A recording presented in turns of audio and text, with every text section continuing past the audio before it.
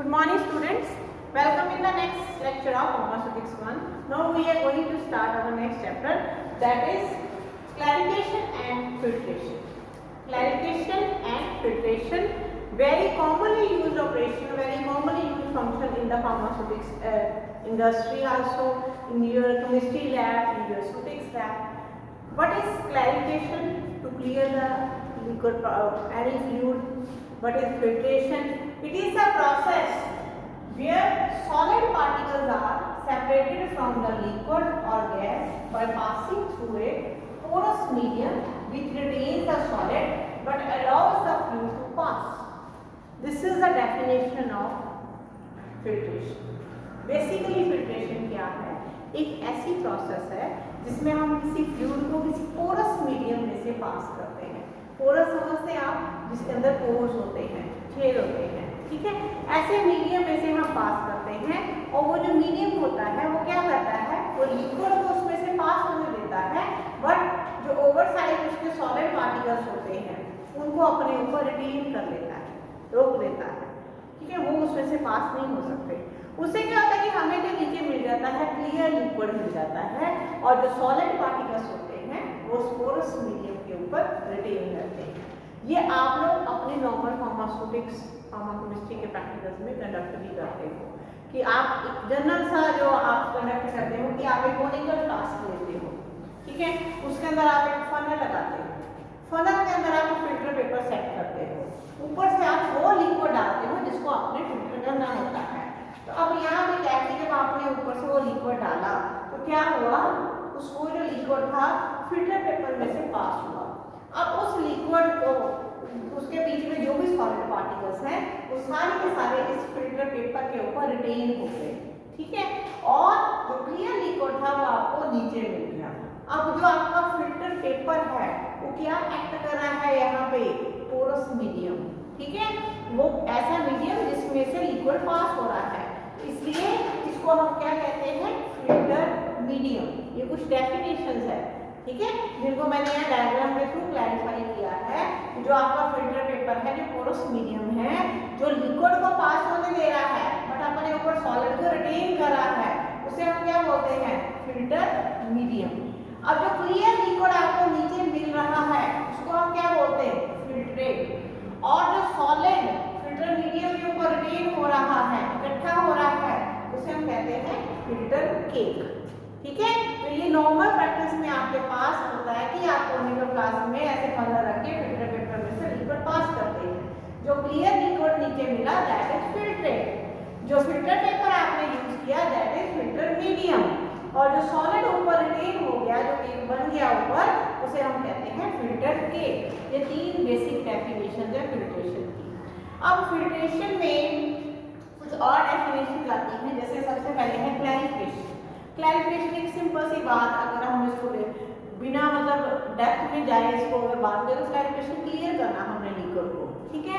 तो clarification term basically कहाँ use होती है, जब सॉलिड का कंटेंट बहुत कम होता है, सॉलिड का कंटेंट नॉट एक्सीडिंग 1%, ठीक है। इतना कम जब सॉलिड का कंटेंट होता है तो आप इजीली लिक्विड को जो है क्लियर कर सकते हो। इस प्रोसेस को हम बोलते हैं क्लैरिफिकेशन, ठीक है। उसके बाद अगली टर्म आ रही है अल्ट्रा फिल्ट्रेशन।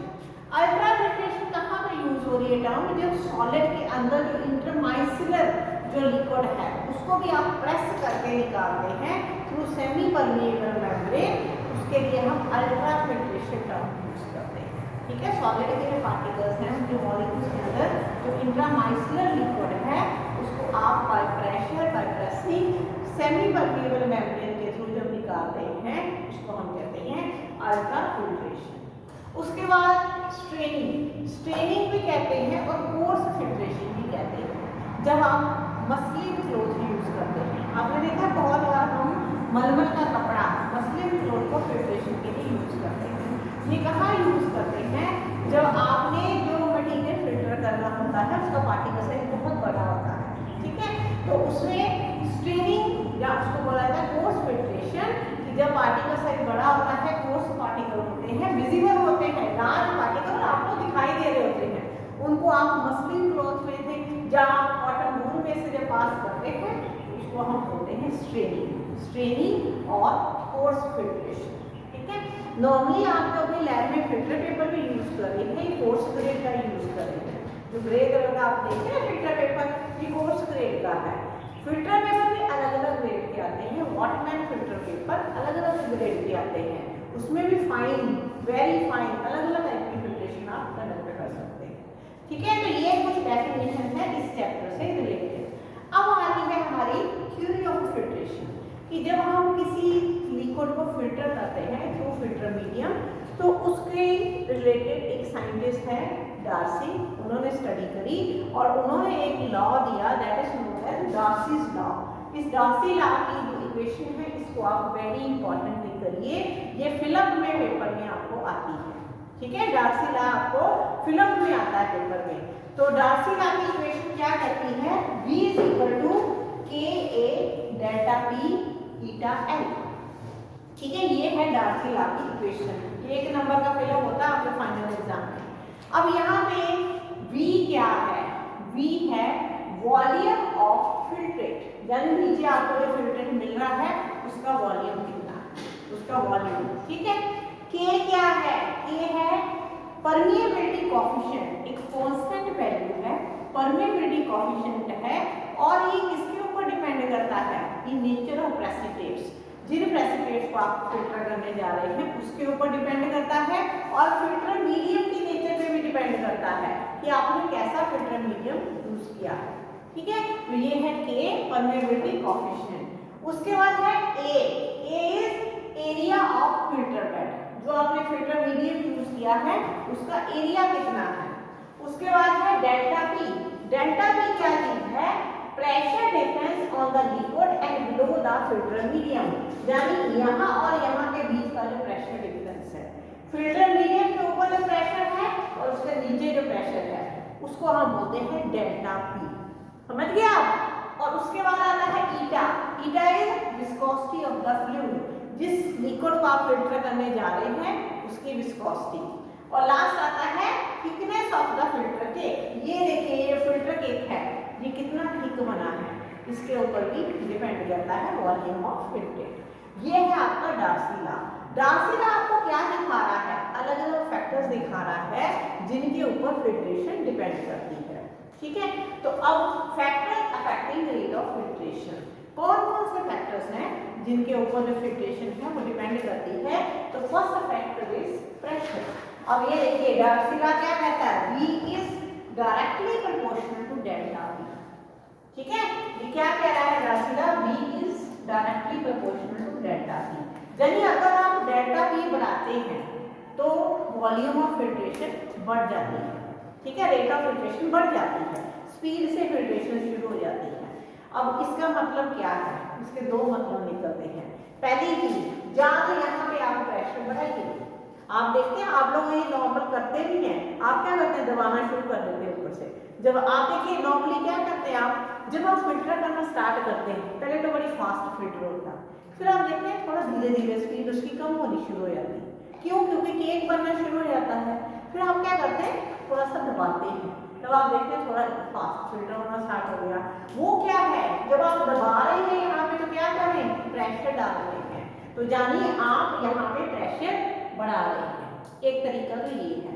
दूसरा तरीका क्या है, यहाँ पे आप नीचे मतलब फिल्टर मीडियम के आप प्रेशर कम कर दीजिए। ठीक है, आप प्रेशर कैसे कम कर सकते हैं, आप यहाँ नेगेटिव प्रेशर क्रिएट कर दीजिए, यानी अंदर वैक्यूम आप कंडक्ट करिए, एयर निकाल दीजिए अंदर से, अंदर प्रेशर खत्म हो जाएगा, प्रेशर डिफरेंस बढ़ जाएगा। समझ गया कि जो आपका प्रेशर डिफरेंस के साथ भी जो है डायरेक्टली प्रोपोर्शनल है। उसको बढ़ाने के दो तरीके हैं डेल्टा P को, जहाँ तो यहाँ पे प्रेशर बढ़ा दीजिए, जहाँ यहाँ पे प्रेशर कम कर दीजिए। समझ गए, ये आपका पहला फैक्टर है। सेकेंड फैक्टर इज विस्कोसिटी, ये बड़ी जनरल चीज है। कोई भी चीज जब बहुत गाढ़ी होती है, विस्कस होती है, उसको फिल्ट्रेशन में उतनी दिक्कत आती है। मैंने आपको पिछले चैप्टर में बताया था कि जब घर में भी किसी ने घी फिल्टर करना होता है तो उसको गर्म करके फिल्टर किया जाता है। क्यों, जब आप उसको गर्म करते हैं घी को तो पतला हो जाता है, उसकी विस्कोसिटी कम हो जाती है। ठीक है, तो उतनी फास्ट उसकी फिल्ट्रेशन हो जाती है। तो इसलिए जो रेट ऑफ आपकी जो रेट ऑफ फिल्ट्रेट है, this is inversely proportional to eta. जितनी कोई चीज ज्यादा विस्कस होगी उतनी उसकी फिल्ट्रेशन जो है स्लो होगी, जितनी कोई चीज कम विस्कस होगी उतना उसका रेट ऑफ फिल्ट्रेशन बढ़ जाएगा। बड़ी जनरल चीज है ये, ठीक है। इसीलिए क्या होता है कि जैसे आपकी सिरप्स होती है, आपकी जो हनी होता है, सिरप्स होती हैं, फैट्स हैं, ऑयल है, इन चीज़ों को जब आपने फिल्टर करना है, किसी प्रोडक्ट में डाली गई हैं ये चीज़ें, उनको आप जब वो गर्म होती है तभी फिल्टर करिए, ठीक है, तब वो स्पीड से फिल्टर हो जाएगी। अगर आपने उनको नॉर्मल टेम्परेचर पे आने दिया, जब वो कोल्ड हो गई, फिल्ट्रेशन में आपको बहुत टाइम लगेगा, बड़ी दिक्कत आएगी। क्लियर। इसके बाद third is surface area of the filter medium. ये बड़ी बेसिक चीज है, ये भी देखिए, V is directly proportional to A। जितना ज्यादा फिल्टर मीडियम का एरिया होगा, आप खुद समझ सकते हैं, जितना ज्यादा एरिया होगा उतनी फास्ट फिल्ट्रेशन होगी, उतना वॉल्यूम ऑफ फिल्ट्रेट ज्यादा आएगा।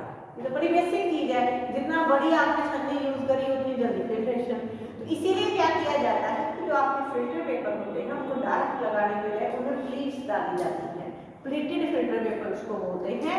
जब आप लैब में करोगे फिल्ट्रेशन तो मैं आपको बताऊंगी कि कैसे प्लीट्स डाली जाती हैं, ठीक है।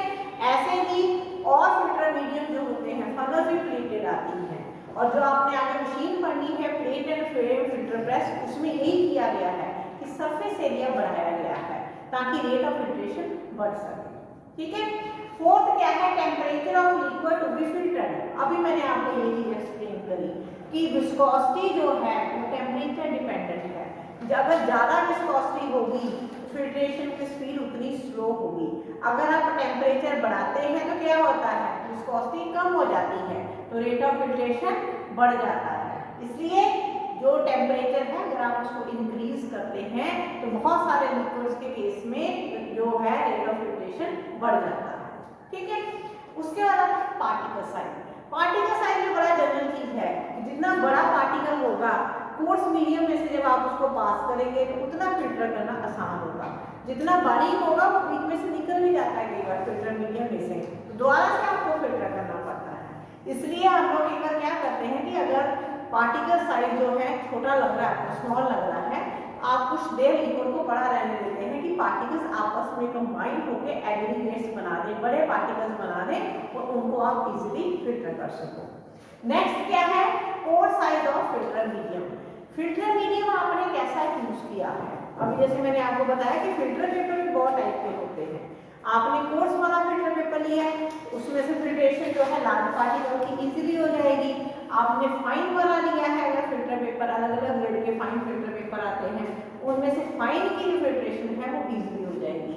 तो जो आपका फिल्टर मीडियम है, जैसे अब मलमल का कपड़ा अगर आपने फिल्ट्रेशन के लिए यूज किया है तो मलमल के कपड़े में मस्लिन क्लॉथ जिसको बोलते हैं, उसमें से सिर्फ कोर्स मटेरियल जो आपको दिख रहा है लार्ज पार्टिकल वही रिटेन होंगे, जो फाइन वाले पार्टिकल होंगे वो मलमल के कपड़े में से पास हो जाएंगे, आपको दोबारा से फिल्ट्रेशन कंडक्ट करनी पड़ेगी।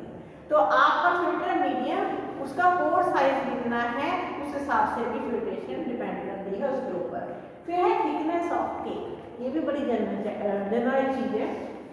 जब आप फिल्ट्रेशन स्टार्ट करते हैं फिल्ट्रेशन फास्ट होती है, धीरे धीरे आप देखते हैं कि रेट ऑफ फिल्ट्रेशन कम होना स्टार्ट हो गया। कारण क्या है, यहाँ पे जो फिल्टर केक बनना शुरू होता है वो पहले कम होता है, उसकी थिकनेस कम होती है, धीरे धीरे उसकी थिकनेस बढ़ती जाती है। जैसे जैसे थिकनेस बढ़ती जाती है रेट ऑफ फिल्ट्रेशन स्लो होती जाती है। कई बार तो आप लोग फिल्टर पेपर ही चेंज कर लेते हैं, उसके ऊपर जो केक जो है बहुत मोटा जम चुका है, ठीक है। तो इसलिए क्या है कि रेट ऑफ फिल्ट्रेशन जो है that is inversely proportional to thickness of cake. Cake की थिकनेस के इनवर्सली प्रोपोर्शनल है। जितनी थिक केक डिपॉजिट होगी उतनी रेट ऑफ फिल्ट्रेशन जो है स्लो होगी, ठीक है। और लास्ट आता है आपका nature of solid material. Nature of solid, कैसा मटेरियल है जिसमें से आपने जो लिक्विड को पास करे हैं वो केक जो बन रहा है वो सॉलिड मटेरियल कैसा है।